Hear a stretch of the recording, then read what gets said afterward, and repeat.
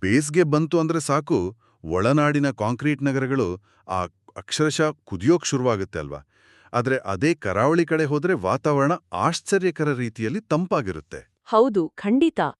ಈ ತಂಪಾದ ಗಾಳಿ ಕೇವಲ ಆಕಸ್ಮಿಕವಲ್ಲ. ಅದೇ ಇಂದಿನ ನಮ್ಮ ಈ ಆಳವಾದ ಚರ್ಚೆಯ ಮುಖ್ಯ ವಿಷಯ. ಈ ಕರಾವಳಿಯ ಆಹ್ಲಾದಕರ ವಾತಾವರಣದ ಹಿಂದಿರೋ ಡಿಫರೆನ್ಷಿಯಲ್ ಹೀಟಿಂಗ್ ಅಂದ್ರೆ ತಾಪಮಾನದ ವ್ಯತ್ಯಾಸದ ವಿಜ್ಞಾನವನ್ನ ಇಂದು ಬಿಚ್ಚಿಡೋಣ. ಪ್ರಕೃತಿಯ ಈ ಬೃಹತ್ ಫ್ಯಾನ್ ಹೇಗ್ ಕೆಲಸ ಮಾಡುತ್ತೆ ಅಂತ ಅರ್ಥ ಮಾಡಿಕೊಳ್ಳೋಣ. ಇದು ತುಂಬಾನೇ ಆಸಕ್ತಿದಾಯಕ ವಿಷಯ.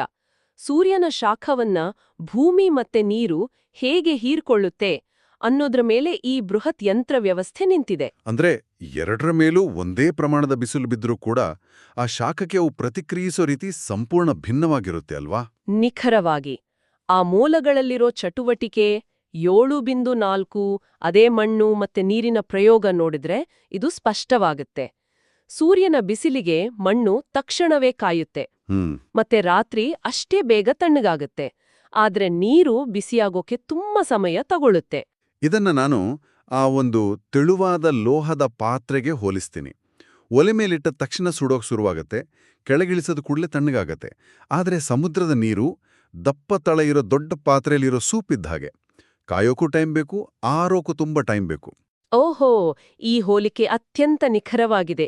ಇದ್ರ ಹಿಂದಿರೋ ಅಸಲಿ ಭೌತವಿಜ್ಞಾನದ ಕಾರಣ ಅಂದ್ರೆ ವಿಶಿಷ್ಟ ಉಷ್ಣ ಸಾಮರ್ಥ್ಯ ಅಥವಾ ಸ್ಪೆಸಿಫಿಕ್ ಹೀಟ್ ಕೆಪಾಸಿಟಿ.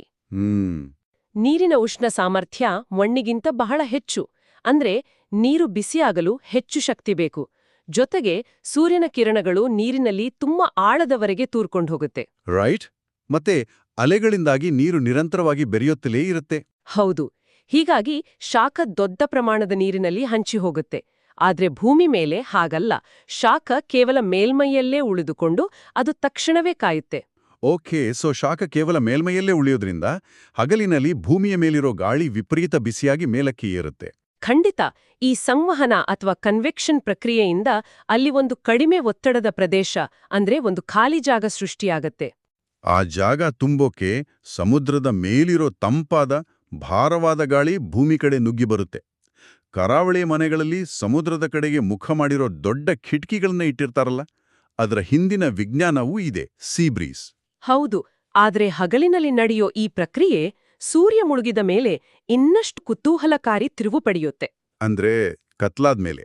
ಹೌದು. ಆಗ್ಲೇ ನೀವು ಪ್ರಸ್ತಾಪಿಸಿದ ಆ ಲೋಹದ ಪಾತ್ರೆ ಥರ ಭೂಮಿ ತನ್ನ ಶಾಖನ ವೇಗವಾಗಿ ಕಳ್ಕೊಂಡು ರಾತ್ರಿ ಹೊತ್ತಿಗೆ ತಣ್ಣಗಾಗುತ್ತೆ. ಆದ್ರೆ ಸಮುದ್ರದ ನೀರು ತಾನು ಹಗಲಿನಲ್ಲಿ ಶೇಖರಿಸಿಟ್ಕೊಂಡಿದ್ದ ಶಾಖನ ನಿಧಾನವಾಗಿ ಬಿಡುಗಡೆ ಮಾಡ್ತಾ ಇನ್ನೂ ಬೆಚ್ಚಗೆ ಇರುತ್ತಲ್ವಾ? ಸರಿಯಾಗಿ ಹೇಳಿದ್ರಿ. ಸೊ ಇಡೀ ಪ್ರಕ್ರಿಯೆ ಸಂಪೂರ್ಣವಾಗಿ ಉಲ್ಟಾ ಆಗತ್ತೆ. ಈಗ ಸಮುದ್ರದ ಮೇಲಿನ ಗಾಳಿ ಬೆಚ್ಚಗಿರುತ್ತೆ, ಅದು ಮೇಲಕ್ಕೆ ಏರುತ್ತೆ. ಮತ್ತೆ ಆ ಜಾಗನ ತುಂಬೋಕೆ ಭೂಮಿಯ ಕಡೆಯಿಂದ ತಂಪಾದ ಗಾಳಿ ಸಮುದ್ರದ ಕಡೆ ಚಲಿಸೋಕೆ ಶುರುವಾಗತ್ತೆ. ಇದೇ ಲ್ಯಾಂಡ್ ಬ್ರೀಸ್. ಹೌದು. ಗಾಳಿಯ ದಿಕ್ಕು ಸಂಪೂರ್ಣವಾಗಿ ಬದಲಾಗತ್ತೆ.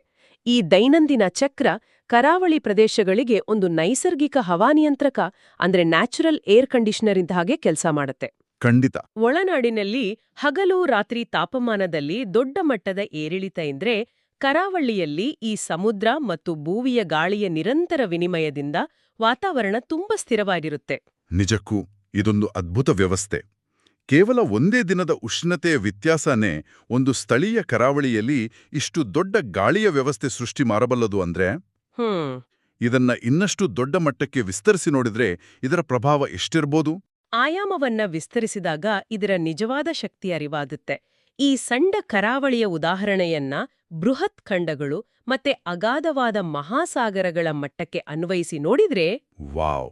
ಅವುಗಳ ನಡುವಿನ ಬೃಹತ್ ತಾಪಮಾನದ ವ್ಯತ್ಯಾಸ ಕೇವಲ ಒಂದು ಊರಿನ ಗಾಳಿಯನ್ನ ಮಾತ್ರ ನಿಯಂತ್ರಿಸೋದಿಲ್ಲ, ಬದಲಾಗಿ ಇಡೀ ಪ್ರಪಂಚದ ಋತುಮಾನಗಳನ್ನ, ಜಾಗತಿಕ ಮಾರುತಗಳನ್ನ ನಿಯಂತ್ರಿಸುತ್ತೆ. ಅಂದ್ರೆ ನಮ್ಮ ಮುಂಗಾರು ಮಳೆಯಂತಹ ಹವಾಮಾನ ವ್ಯವಸ್ಥೆ ಕೂಡ? ಹೌದು. ಅದನ್ನೇ ನಿಯಂತ್ರಿಸುವಷ್ಟು ದೊಡ್ಡ ಶಕ್ತಿ ಇದಕ್ಕಿದೆ.